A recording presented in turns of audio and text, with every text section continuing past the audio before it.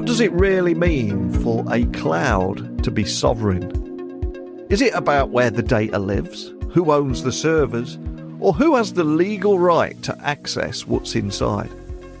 These are far more than just theoretical questions in today's climate of geopolitical tension, regulatory pressure, and growing concerns around data misuse. So in today's episode, I want to go beyond the buzzwords and marketing claims and ask some of the harder questions about exactly what sovereign cloud services should actually deliver.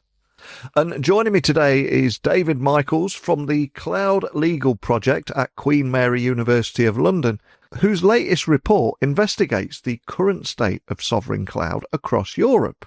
And with some thought-provoking insights drawn from anonymous expert interviews where they shared their very real concerns, David gathered that information and unpacked why definitions around sovereignty are still fragmented, why data residency doesn't equal protection, and how European cloud providers are trying to differentiate by offering services with more transparency and trust.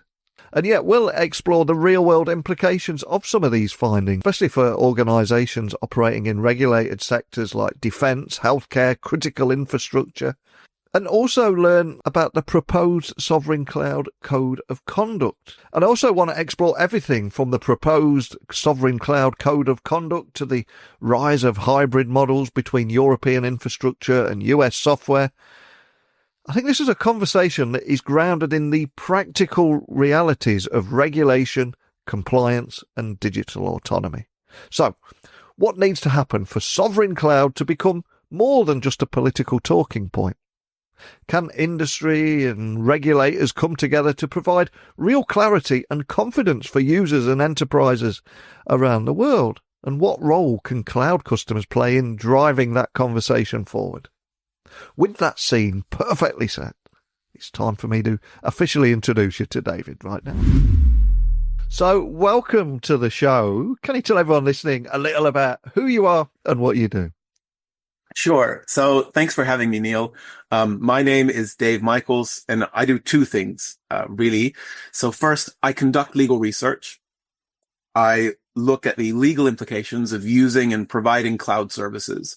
And I do that as part of the Cloud Legal Project at Queen Mary University of London, where I've worked for, it'll be coming on 8 years now. Now, the project is funded by Microsoft. And I've recently also received some funding from Broadcom to look at the concept of sovereign cloud services, which is what we're going to be talking about today. Now, I do need to clarify, though, that I'm speaking here on my own behalf as an academic and with full academic independence. So the views I express here today do not represent those of Microsoft or of Broadcom or anybody else for that matter. And the second thing I do is I teach. So I teach cloud computing law at Queen Mary University, and I'm also a guest teacher at the London School of Economics, which I've been doing for nearly 6 years now. And I really enjoy it. You know, as part of my work, I get to look at really interesting and difficult questions like, does Europe need a European cloud? And then I get to go out and discuss it with people and discuss it with my students. And so we learn together. And it was that Sovereign Cloud for Europe report that put you on my radar. So to begin with, can you just introduce listeners to that report? What prompted the research and what did you set out to uncover at the very beginning? Yeah, so, I mean, there are long-standing concerns in Europe about the widespread reliance on foreign and particularly US cloud providers. So if we look at the European market for cloud infrastructure services, you'll see that 3 US providers hold some 60 to 70% of the market, while European providers, you know, their share of the market is much smaller. It's probably closer to 15%. And this is an issue that's, you know, been the topic of discussion in Europe for a very long time. Certainly came up with the Edward Snowden revelations, you know, some 10 years ago. And so I've got colleagues like Professors Christopher Millard and Ian Walden, who have been looking at this for probably close to 10 years now. But from my side, it was really in late 2022 that I got involved in this particular research topic.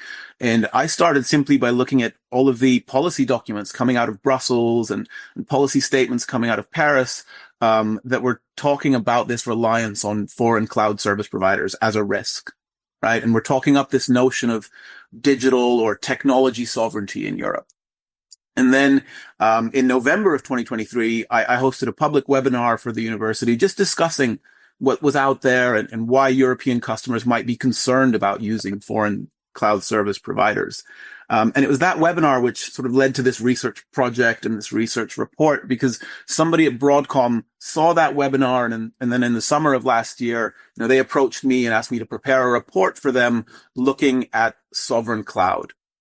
So that's sort of the genesis of this project, right? It started as an academic research project at Queen Mary University, which then generated industry interest in pulling together the expert report that I published in February of this year. So what I set out to uncover was three things, really. The first was, whether cloud providers are receiving requests from customers for a sovereign cloud, right? And if so, what do customers really mean when they use that term, right? What do they understand that term to mean? And thirdly, then, what are the underlying concerns that customers are trying to resolve? What in practice are they actually worried about when they're asking for a sovereign solution? And what sort of measures and solutions do they end up putting in place? So I'd say those were probably my three main research questions for the report. And then how I went about answering them was by conducting a series of expert interviews, right? So I interviewed 10 experts in the area, including both independent experts, cloud advisors, regulatory consultants, that kind of thing, as well as representatives from some major European and US cloud providers. Now, they all spoke to me on the condition of anonymity, so that I could encourage them to, be free and frank in their responses rather than just, giving me whatever their company line is. And that was really helpful. And, speaking to a broad range of sources like that also really helped inform the report. And so I identified the key themes emerging from those interviews, combined it with the earlier research we conducted at the university, and that led to the report that we published in February this year. And it is incredibly timely. I've got to ask, when did you start working on that report? Because I think right here, right now, over the last few months, there's a lot of talk of tariffs and geopolitical situations and almost countries retreating and keeping their data, etc., in-house. But when did you start working on this? Because it feels like you were almost ahead of the time. Yeah, so I've really got to thank the professors that I work for, because as I said, I started working in this about 2.5 years ago in this topic when it was around.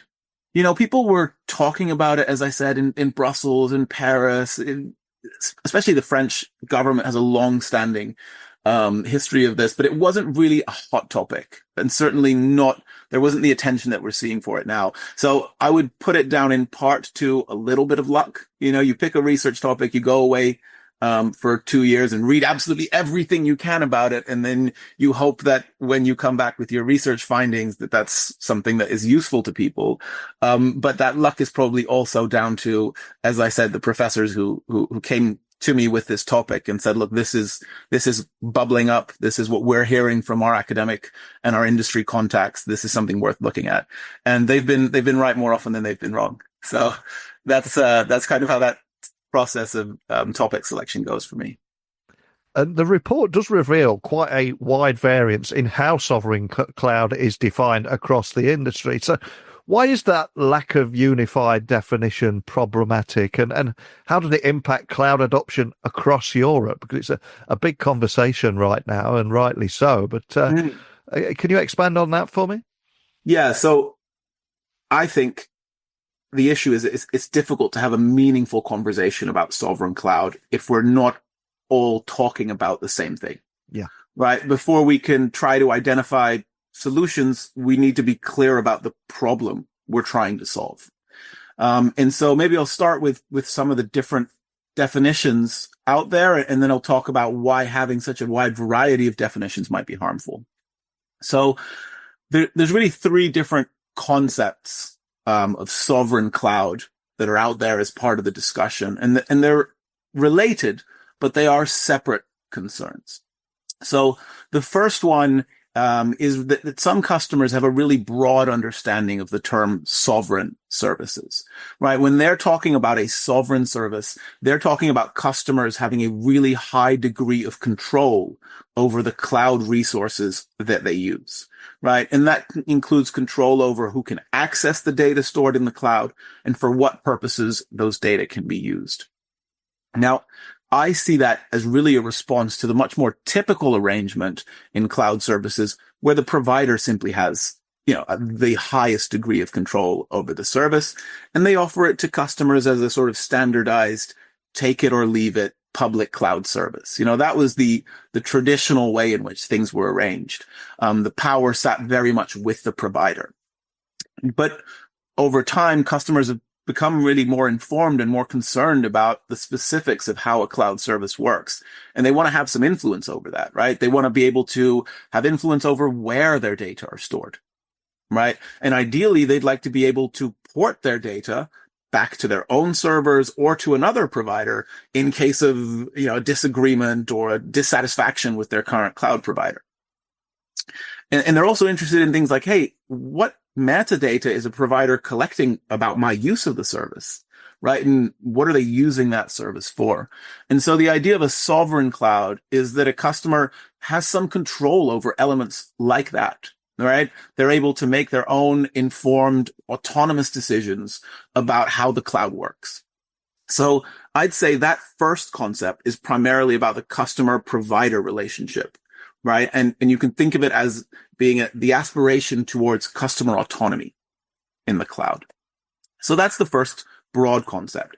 On the other hand, other customers have a much narrower concern that they're focused on, which is specifically about foreign government control over foreign providers, right? And I often put this for my students as like, can Donald Trump read my emails? And does Donald Trump have a big red button that he can push to cut me off from my email service, right? If you're using a cloud-based email service. Now, that's, of course, a bit of an exaggeration, right? Donald Trump has many things to do today. Reading my emails is probably not one of them.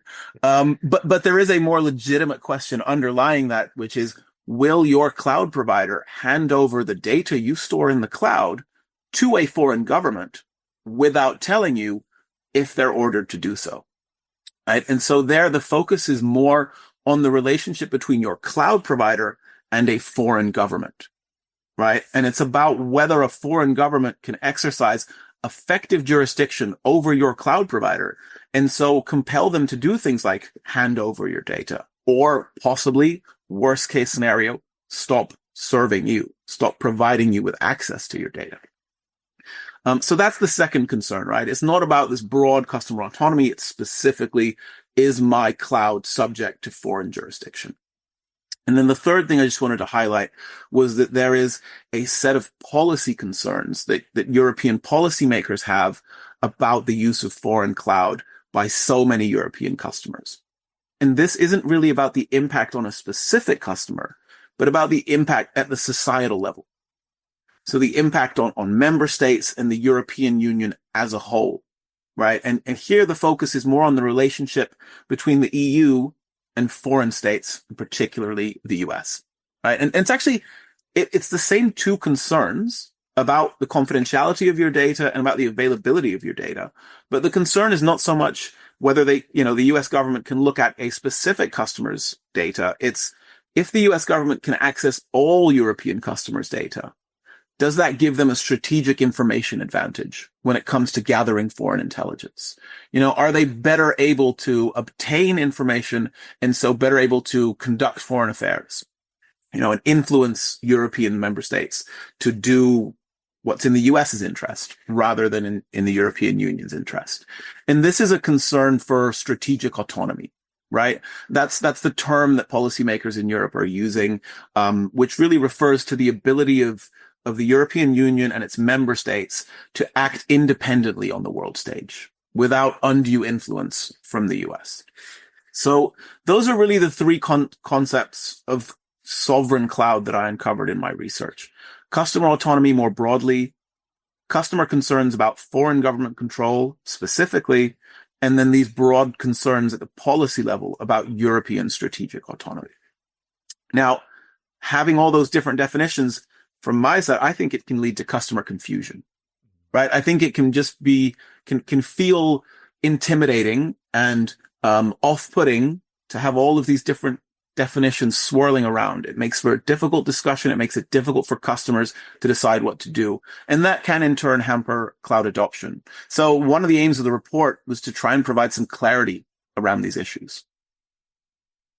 And I think the concerns that you're highlighting here are very real. If anybody following these stories in the news will have seen, there's been many reports of Europeans visiting the US in a physical sense and being asked by border control to hand over their phone. So it stands to reason that data could be handed over in much the same way. So your findings point, though, to a strong demand for sovereign cloud driven by concerns around foreign government access that you highlight. How much of that is rooted in things like GDPR compliance versus a geopolitical strategy, would you say? Yeah, I think that's a great question. So one of the things we looked at in the report is what is driving the demand for sovereign cloud, right? Why do European customers want this? Why are they concerned about foreign government access? And one of the things we did in the report was split between internal drivers and external drivers, right? And so when we talk about internal drivers, we mean an organization's own incentives based on its operational objectives to shield data from foreign government access, right? And some organizations have really strong internal reasons to want to protect their data from the US government, regardless of any regulations. Right. We could think about European public sector bodies, European intelligence agencies, anybody active in the defense sector, which is also private companies in the defense sector, companies that operate critical infrastructure, or anybody really that deals with data which relate in some way to state national security. You wouldn't want the US intelligence agencies being able to access that data by simply saying to a US provider, hey, hand that over. Right.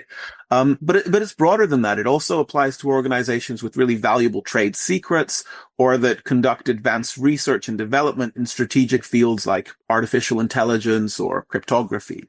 Right. You could see the NSA saying, gosh, I'm interested in knowing what, those French researchers or at that university are doing to push the boundaries of cryptography or AI.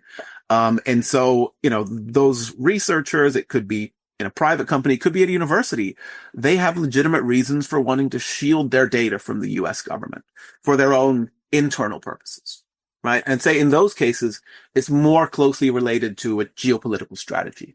And then, when we talk about external drivers, we mean the outside pressures an organization faces. And that, as you clearly pointed out, includes regulations such as the GDPR. Right? We can think of organizations whose data are much less relevant to national security, right? But those organizations do process regulated personal data, which they are legally bound to protect under the GDPR, right? And as it stands, there is a question as to whether you as a customer can store personal data with a cloud provider that is subject to US jurisdiction. And that is because under the GDPR, European organizations have to protect the confidentiality of personal data, including from foreign government access. And they can only use processors that offer sufficient guarantees of compliance. Now, this is a complicated legal question, and won't get into the full legal analysis, but I would argue that one relevant factor is how sensitive the data are. Right? Really simply put, the more private the data are, the more an organization should do to protect those data, including from foreign government access. So this is especially important for any organizations that process a lot of sensitive personal data, right? You can think about organizations in the healthcare sector or financial services sectors where you're processing so much data that can really reveal a lot of sensitive information about European individuals, right? And they need to be thinking about how to protect that data from US government access because the impact on data subjects would be really high, right? And in that case, the driver is probably more external, right? Based on regulatory requirements. So I would say, that balance between geopolitical strategy and regulatory compliance probably differs a bit per organization. And the only thing I'd add to that would be that I do wonder whether, even over the past 2 months since we've published our report, we've started to see that balance shifting a bit towards more of an internal focus. So I think more organizations are becoming increasingly concerned about relying on US providers, not necessarily from a confidentiality perspective, but also from a resilience perspective. Right? We've seen the Trump administration unilaterally impose tariffs on allied nations, on major trading partners, and it's just led many to question what this means for the sort of rules-based order of international trade and for international supply chains more generally. Right? Like, consider a really practical example. Let's say President Trump really does want to do a deal with Denmark over Greenland. Right? Might he threaten to cut Danish customers off from US cloud providers? It's possible. Could he threaten to cut all European customers off from US clouds to put pressure on NATO allies to increase their defense spending? I mean, I don't know. If you think that sounds far-fetched, let's remember that Elon Musk has on several occasions threatened to cut Ukraine off from the Starlink communications service on which it relies for its access to the internet. So there's just an increase in geopolitical uncertainty. Right. Now, personally, I think President Trump's bark is worse than his bite.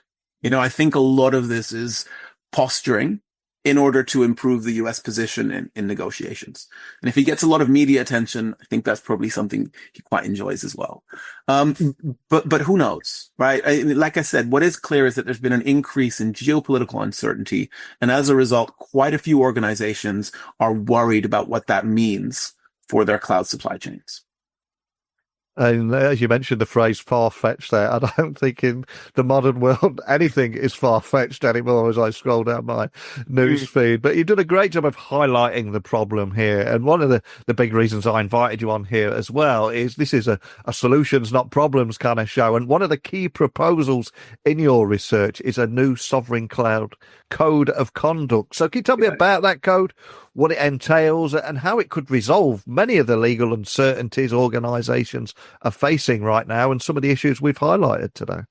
I like that solutions, not problems, Neil. When I first told my father I was going to go study law, he said, a bad lawyer tells you what you cannot do.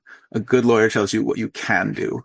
Right. And so let's try and think a little bit about what we can do within the bounds of what's possible, right? Because obviously we're given this geopolitical situation. So you're right to say in the report, we have this idea I put forward this idea for a sovereign cloud code of conduct. And I think one thing I'd like to emphasize is that this is not about new regulation, right? I don't think we need new regulation to address sovereign cloud concerns. Instead, what I think we need is to improve the certainty as to how the existing regulations apply to the use of foreign cloud services. And so within that specifically, I've focused on the GDPR.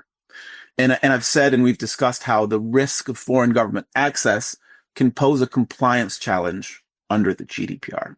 And as a result, European organizations are looking at different ways to reduce that risk.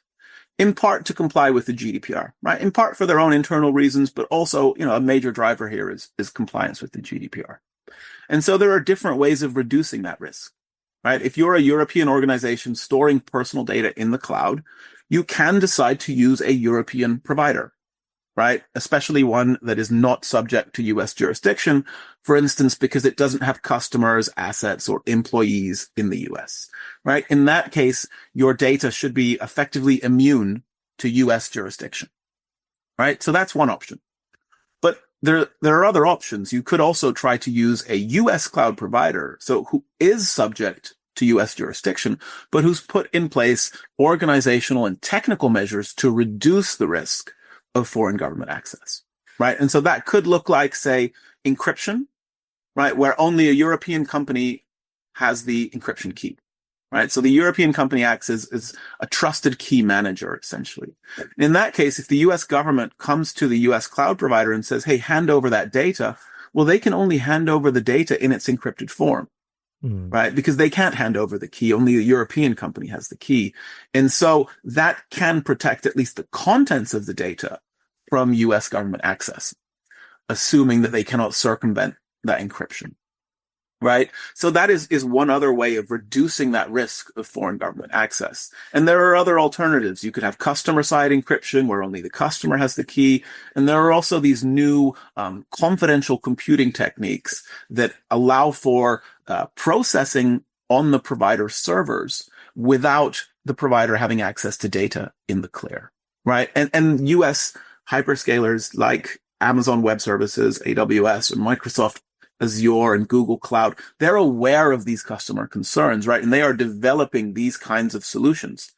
They're also marketing those solutions as sovereign cloud, right? So what we're seeing really is a range of different types of services all being called sovereign cloud, right? And that really just adds to the confusions for customers, right? And there's just a customer uncertainty out there as to what works, what really effectively protects against foreign government access, what the different trade-offs are of these models, and what is ultimately required of customers under the GDPR. Now that, I think, is where a GDPR code of conduct can help, right? And so what is a code of conduct? It's a document that sets out a series of commitments that a cloud provider makes to its customers as to the measures that it has put in place to provide a certain outcome. Right? In this case, to reduce the risk of foreign government access. And that provides customers with a level of assurance that the provider does in fact comply with the GDPR. Now, there are currently 2 codes of conduct under the GDPR for cloud services specifically. And these describe how cloud providers comply with the GDPR in a range of areas, including more traditional security measures such as access controls and encryption. Right. But neither of the existing codes address this risk of foreign government access. It's just not something that they were set out to tackle, right? So I think that is where a new code of conduct can help by adding measures that a provider takes to reduce the risk of foreign government access. And that code could identify different models, right? Different measures that work as long as they actually reduce the risk of foreign government access. And cloud providers can then adhere to the code, and they're monitored by a monitoring body, and that way they can demonstrate their compliance with the GDPR. Now, it's still up to the customer to decide which measures are appropriate, which model is right for them, depending on the level of risk that they face, including based on the type of data they process, right? So it's a flexible measure. It doesn't force any customer to do anything particularly, but it does help clarify what works and what doesn't in terms of managing the risk of foreign government access under the GDPR. And so that's my proposal, in terms of the idea. So how do we get there? Well, the good thing is, from my side, is this is something industry can do itself. They don't have to go and lobby the commission. They don't have to go and wait for a national government to put something in place. No, they can start developing a code of conduct together. They form a group of providers, develop this code of conduct, and then take it to a regulator for approval, right? And once approved, the code will provide a level of clarity as to what the GDPR requires in terms of sovereign cloud. So I just need to add, this is a proposal I've put in the report. Broadcom has taken no official position on this. So it's something that I'm arguing for, but again, it's not necessarily something that Broadcom to date agrees with. And if we look at US cloud providers, they often highlight data residency, while you're arguing that data sovereignty is the actual real issue here for businesses. So can you explain the distinction and why it's critical for European organizations too? I think that's a great example of the kind of uncertainty that is out there in the market at the moment, because there are definitely examples of US providers who are offering data residency and marketing data sovereignty, right? And so let's talk about that distinction, right? So data residency refers to the physical location where data are stored, right? It's about the actual geographic place where the servers sit in a data center. And many US cloud providers will commit to storing your customer data, right? The data you upload to the cloud on servers within a specific European region. They'll store your data across Europe or within Germany or France or anything like that if you ask them to do so, if you put those measures in place, which is good. It's helpful. But the issue is that they often market that as part of a sovereign cloud solution, right? And why that is a problem is because storing data in Europe does not in itself prevent the US government from accessing those data, right? And that is because US law allows the US government to issue production orders which have extraterritorial effect. What I mean by that is that those orders can target data which are stored in Europe, right? And this is really explicit under the US Cloud Act, which permits US production orders for any data which are within a cloud provider's possession, custody, or control, regardless of data location, right? That is explicit in the Act. As long as a US cloud provider can access data stored in Europe, then it can be compelled to hand them over to the US government, right? And the same applies if the US cloud provider has a European subsidiary, but it can order that European subsidiary to hand over the data, right? And as I understand it, the same applies to FISA Section 702, which deals with production orders for the purposes of gathering foreign intelligence, right? So in short, look, data location is not in and of itself an effective measure against US access. So if your cloud provider is saying to you, you don't have to worry about foreign government access, we'll give you a sovereign service because we've got a European subsidiary and we're storing your data in Europe, then that is misleading. Wow. So much food for thought in your answer there. And as the EU continues to push for digital autonomy, I'm curious, do you think we'll see a meaningful shift away from reliance on US hyperscalers, or will hybrid and multi-cloud remain the norm? What are you seeing here? Look, I think that's a great question. It's hard to predict the future. Yeah. But from my side, from what I've seen and the people I've spoken to, I'd say it's horses for courses. Yeah. I don't think there's a one size fits all solution when it comes to sovereign cloud needs. And so there won't be when it comes to sovereign cloud implementations, right? It all depends on what kind of organization you are and what objectives you have and what types of data you process. So I think we'll see these solutions sit alongside each other. Like, we'll continue to see the use of US hyperscalers, and we'll also see more sovereign deployments. And just to put that into a practical scenario, we can think of scenarios that might be quite low risk, right? If you're an ordinary, private sector company, you sell consumer products like shoes or flowers or something like that.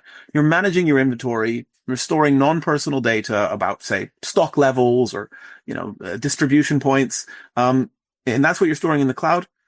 I don't think you need a sovereign cloud per se, right? The foreign government access just doesn't present a huge risk to you. Alternatively, you might still be storing personal data, but it's not particularly sensitive, and you're not in a strategic sector where you think, oh gosh, the US government will really want access to this.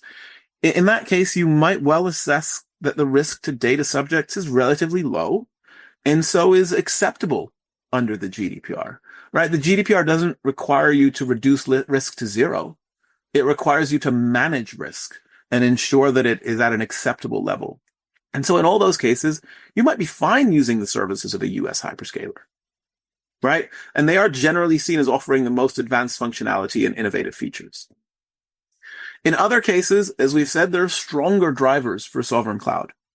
You might be storing really sensitive personal data. You might be storing data with strategic or national security significance. And in that case, you'll probably want to look at more sovereign solutions. But it still doesn't mean you can only use sovereign cloud, right? You could have different workloads in different environments depending on your sovereignty needs. And in that case, we might see organizations combine sovereign and sort of standard public cloud solutions into multi and hybrid cloud deployments. And I must admit, as an eternal optimist that has a mantra of, hey, why can't we all just get along and work together? What role do you see collaboration playing between US and European providers? Do you think joint models could maybe offer a sustainable middle ground? What do you see here? Yeah, I mean, in short, I agree with you. I think those kinds of joint models can offer a sustainable middle ground, as well as sort of a feasible short and medium term solution. to reducing some of the risks we've identified, right? So let's talk briefly then about what those models offer and what they don't. Yeah. So we think of a model where we have a European company that manages the underlying cloud infrastructure, right? It's their servers, it's their data centers, but they run the software offered by a US company on their own servers, right? So we could have an example would be a company like Bleu in France or Delos in Germany. They have their own data centers on which they run Microsoft Office, right? So that they can then offer programs like Microsoft Word and PowerPoint and Excel to their customers, which is a pretty standard requirement, right? If you're offering a cloud service to any kind of corporation, most likely they're going to want something like an Office suite, whether it's Microsoft or Google Workspace, right? And now suppose that in that kind of situation, the US government orders Microsoft to hand over the European customer data. Well, Microsoft shouldn't be able to access data stored on a European company's servers, right? So in that case, Microsoft would be able to go back to the US government and say, look, they're just running my software. I don't actually access that data. Right. In the same way that when you run Microsoft Word on your local laptop, Microsoft shouldn't be able to access the Word documents you're storing there.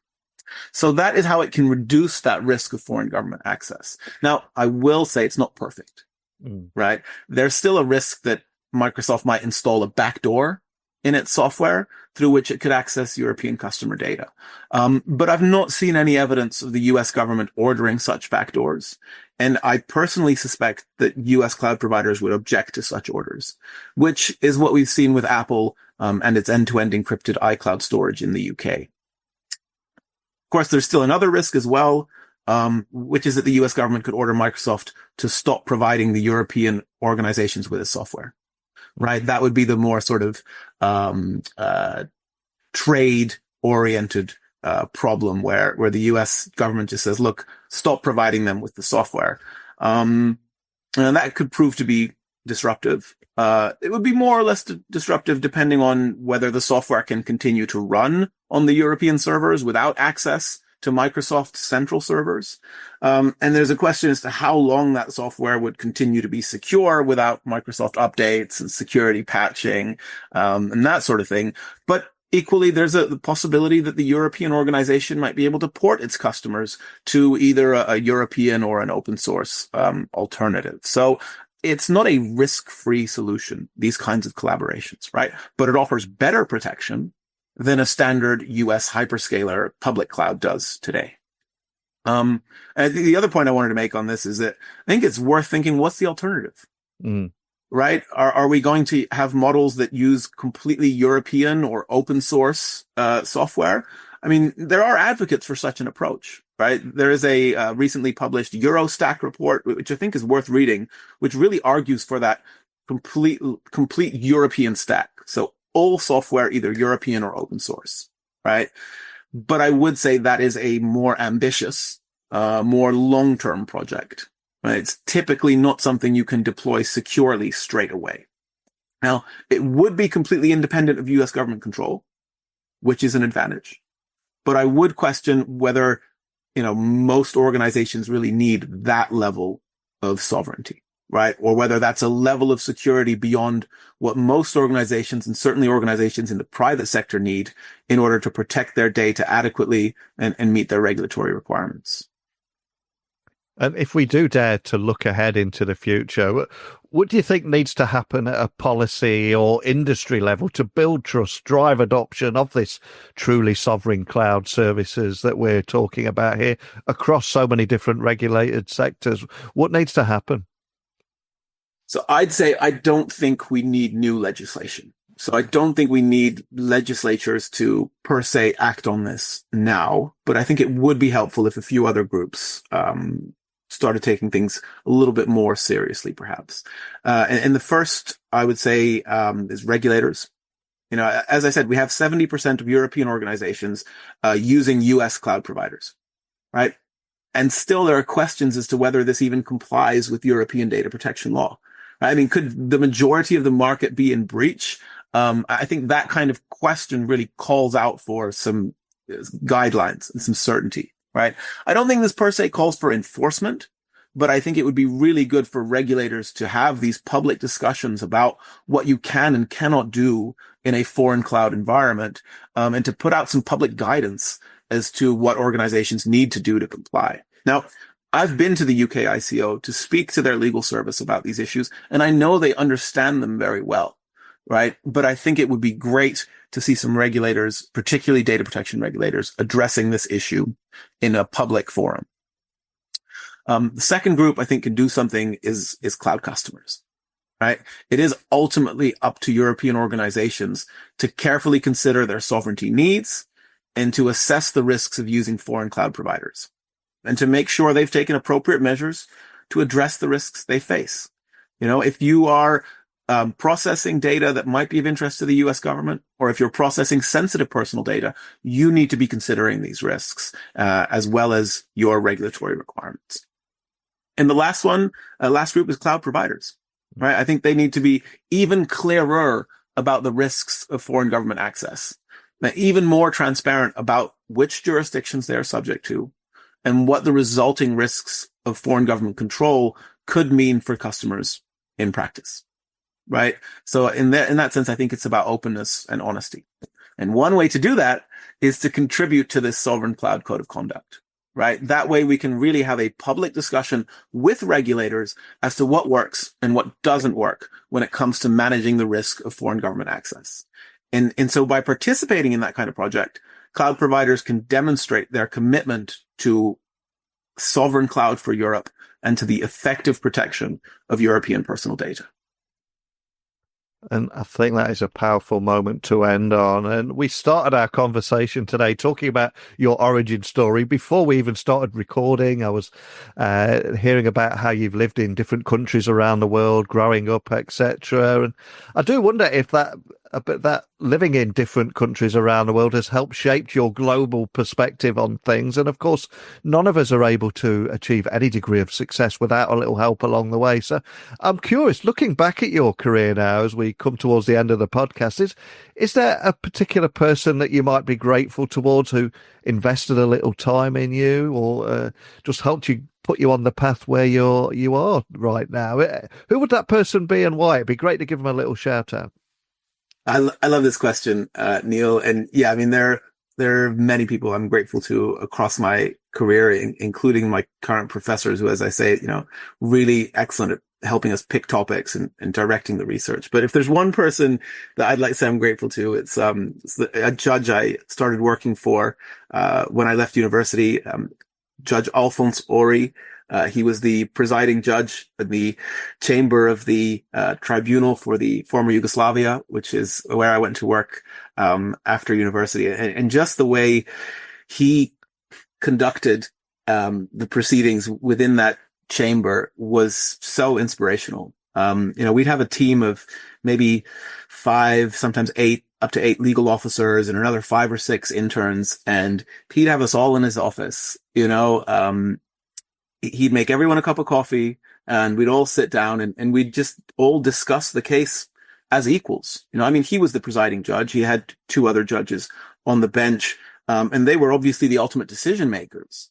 But if anybody had a relevant case or a relevant legal argument or had evidence, that they wanted to bring in to that discussion, he wanted to hear it. And that didn't matter whether you were a senior legal officer who had been with the team for years or whether you were an intern who just started. If you had a compelling argument with evidence to back it up, he was all ears. And it wasn't about your opinion. He didn't care about your opinion.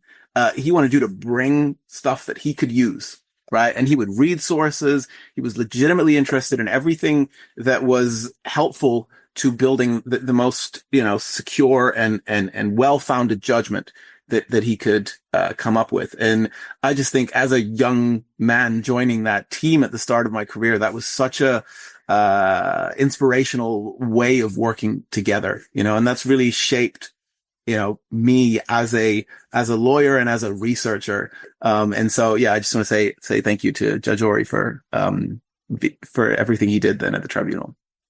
Oh man, what a great story. I absolutely love that. And I really genuinely hope he gets to hear that message, because I think all too often people that have invested time or been curious and wanting to help individuals, they have no idea, blissfully unaware of the impact that they've had on you, your career and your life and your outlook and everything in between. So a big shout out to the judge. Hopefully he gets to hear this. And for everybody listening that wants to hear more about the report that we've referenced today, or contact you or your team, where would you like to point them?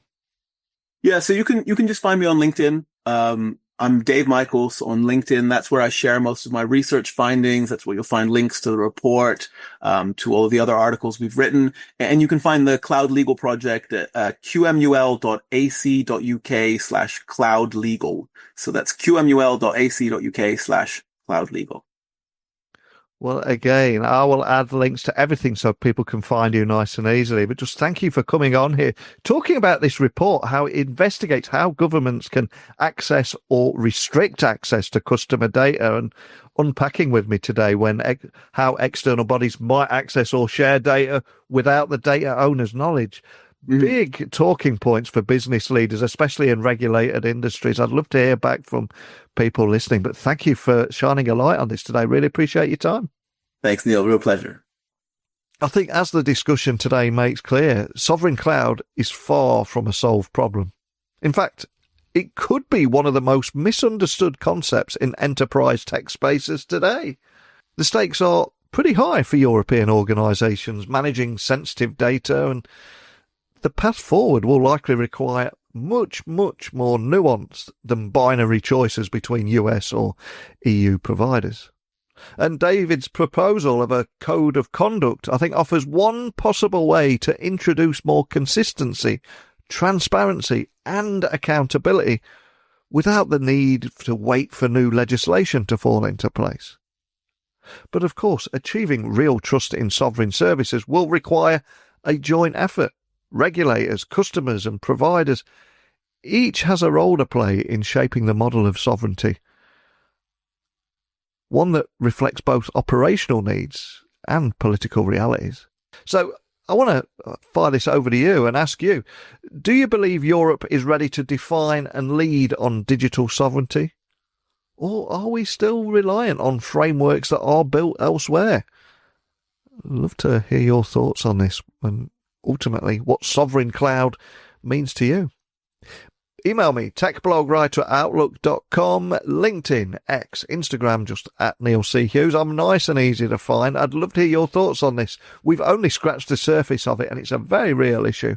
So send over your thoughts. And also remember, we now have techtalksnetwork.com, 8 different podcasts in niche areas. So if you want to niche down into different areas of tech and enterprise, hopefully you'll find something you like there. All 8 podcasts hosted by me. I'm afraid I know I take up far too much time of you already. You're probably sick of me. But if you do want more, you will find additional podcasts there. But that is it for today. So thank you so much for listening. And hopefully I will get to speak with you all again very soon. Bye for now.